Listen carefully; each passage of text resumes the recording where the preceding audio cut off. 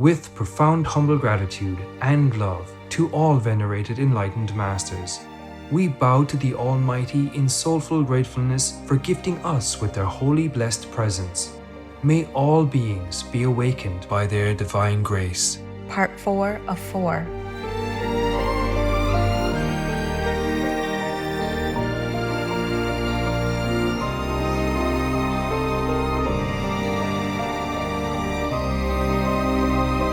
Etc. Peace for Ukraine or Ukraine now. Russia, just go home.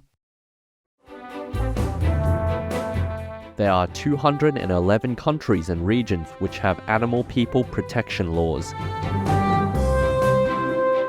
Obey the law of your country. No more animal people slaughterhouses. No more hurting, no more murdering them to eat, to lab test, or for any reason at all. Be vegan, make peace, so be it. Our programs offer many languages. Please visit suprememastertv.com/schedule. Nos programmes offrent plusieurs langues. Veuillez visiter suprememastertv.com/schedule. Nuestros programas ofrecen varios idiomas. Visiten suprememastertv.com/schedule. Наші програми пропонуються на багатьох мовах. Будь ласка, завітайте suprememastertv.com/schedule. And it is a common saying that nature has given each of us 2 ears and 1 tongue, because we ought to do less talking than listening. Please continue watching to learn more insightful philosophy from Plutarch, vegetarian.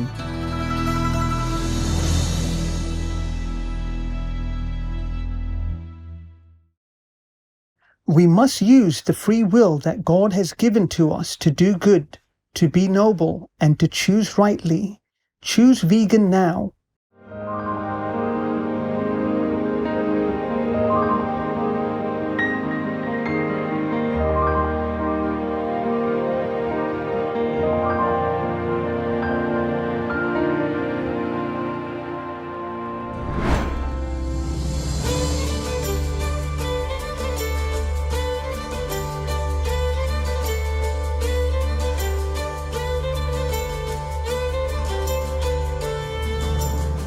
The beautiful sandy beaches and crystal-clear turquoise waters of Crete evoke a sense of heavenly paradise. Vermicheletismi Hayapiti Teltes means warm greetings, dear viewers, in Greek, the language spoken by Cretans.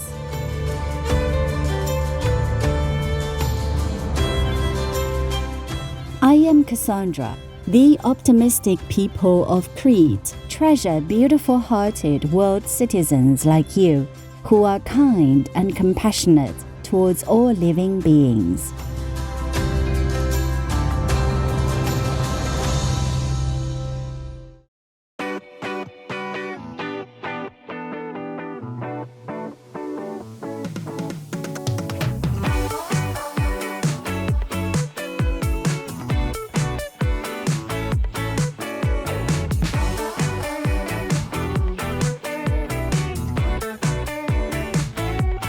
Vegan, the true nutrition for adult and children.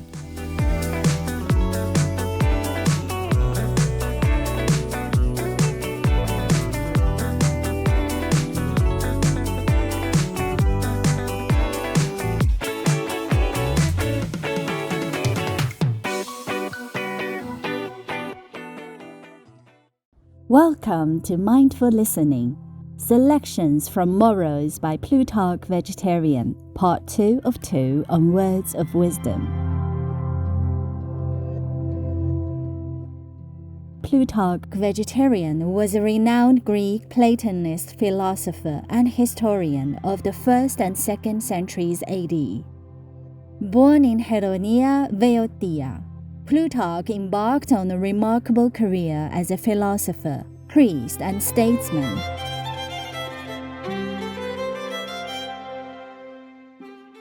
His influential writings, inspired by classical Greek philosophers like Plato vegetarian and Aristotle vegetarian, span a wide range of subjects, including ethics, religion, and biography, making him one of the most versatile thinkers of his era. Plutarch's emphasis on virtue ethics and the pursuit of wisdom as the path to a meaningful life has placed him among the great moralists of ancient times. From his celebrated biographies of illustrious Greeks and Romans to his explorations of morals and divinity, Plutarch's writings offer valuable insights into the complexities of human nature and the ethical challenges faced by individuals and societies. Among the writings from Plutarch are parallel lives, morals, and collections of series of books and essays. Plutarch's Morals showcases a collection of essays and transcribed speeches exploring morality, ethics, and character development. It offers timeless wisdom on living a virtuous life. Through engaging speeches and thought-provoking insights, Plutarch's Morals remains relevant and enlightening, inspiring readers to reflect on the interconnectedness between our actions and the divine and strive for personal upliftment. Today, on Words of Wisdom, we will continue with reading selections from Morals by Plutarch, vegetarian. On listening to lectures. For although they can incline and turn vessels properly to receive any liquid which is being poured into them, in order that there may actually be a filling and not a spilling, they never learn to apply themselves to a speaker and to accord attention to his lecture, so that none of its good points may escape them. But here is the most ridiculous thing in the world. If they chance upon somebody who is giving an account of a dinner, or a procession, or a dream, or a wordy brawl which he has had with another man, they listen in silence and importune him to continue. Yet if anybody draws them to one side and tries to impart something useful, or to advise them of some duty, or to admonish them when in the wrong, or to mollify them when incensed, they have no patience with him, but eager to get the better of him if they can. They fight against what he says, or else they beat a hasty retreat in search of other foolish talk, filling their ears like worthless and rotten vessels with anything rather than the things they need. Skillful educators give us children with a good ear for speech, by teaching them to hear much and speak little. Indeed, Spinthorus declared in commendation of Epaminondas that it was not easy to find a man who knew more and spoke less. And it is a common saying that nature has given each of us 2 ears and 1 tongue, because we ought to do less talking than listening.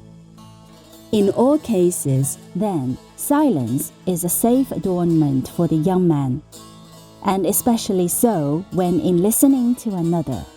He does not get excited or bawl out every minute, but even if the remarks be none too agreeable, puts up with them and waits for the speaker to pause. And when the pause comes, does not at once interpose his objection, but, as Aeschines puts it, allows an interval to elapse, in case the speaker may desire to add something to what he has said, or to alter or unsay anything.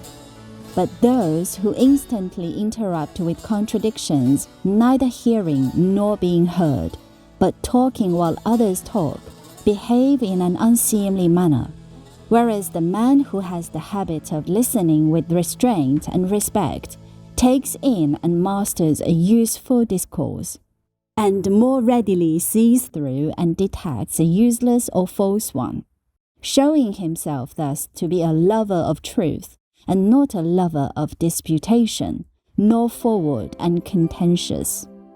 Wherefore it is necessary to take the wind of self-opinion and conceit out of the young, if you wish to fill them with something useful.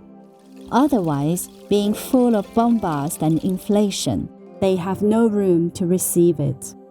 Now the presence of envy, attended by malice and hostility, is not a good thing for any undertaking, but it stands in the way of all that is honorable, and it is the very worst associate and counselor for one that would listen to a lecture, inasmuch as it makes what is profitable to be vexatious, unpleasing, and unacceptable, because envious persons are pleased with anything rather than with the good points of a discourse. Now the man that is stung by the wealth, or repute, or beauty possessed by another, is merely envious, for he is depressed by the good fortune of others. But one who feels discontentment at an excellent discourse is vexed by what is for his own good. For just as light is a good thing for those who can see, so is discourse for those who can hear, if they be willing to receive it. Now, while envy in other matters is engendered by certain untrained and evil dispositions of a man, the envy that is directed against a speaker is the offspring of an unseasonable desire for repute and a dishonest ambition, and it does not suffer the person in such a mood even to pay attention to what is being said, but it confuses and distracts his mind, which at one moment is engaged in reviewing its own condition to see whether it be inferior to that of the speaker. Then anon it turns to dwell on the other persons present, to see whether they are showing any pleasure or admiration. It is disconcerted by their approval, and irritated at the audience if they find the speaker acceptable. Disregards and dismisses the part of the discourse already delivered, because the memory of it is painful, but for what still remains, trembles with anxiety, lest that part prove better than the part already delivered. Eager that the speakers may most quickly have done when they are speaking most excellently, and when the lecture is over, it does not ponder upon any point of the discussion, but proceeds to count as votes the comments and attitudes of those present, if any approve, fleeing and recoiling from these as though frantic. If disapprove or distort the things said, hastening to join their company, and if it be impossible to distort, then it falls to making comparisons with others, who could have spoken better and more forcibly to the same purport, until by spoiling and maltreating the lecture, it has succeeded in making the whole thing useless and unprofitable to itself. For more information, please visit atlas.org. If the whole world adopts vegetarianism, it can change the destiny of humankind. Dr. Albert Einstein, PhD, vegetarian. There are 211 countries and regions which have animal people protection laws. São Tomé and Príncipe is one of them.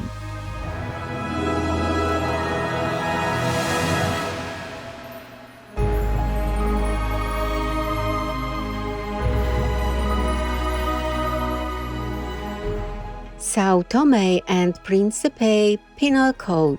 This legislation specifies imprisonment of up to 3 years for certain animal people-related crimes, such as killing or mutilating animal persons, and up to 8 years for other crimes, such as poisoning animal individuals.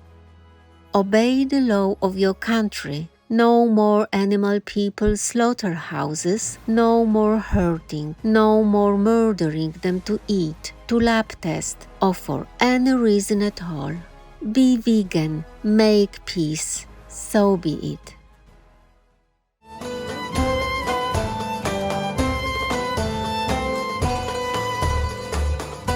Benevolent viewers, it was a pleasure to have your company today for Words of Wisdom.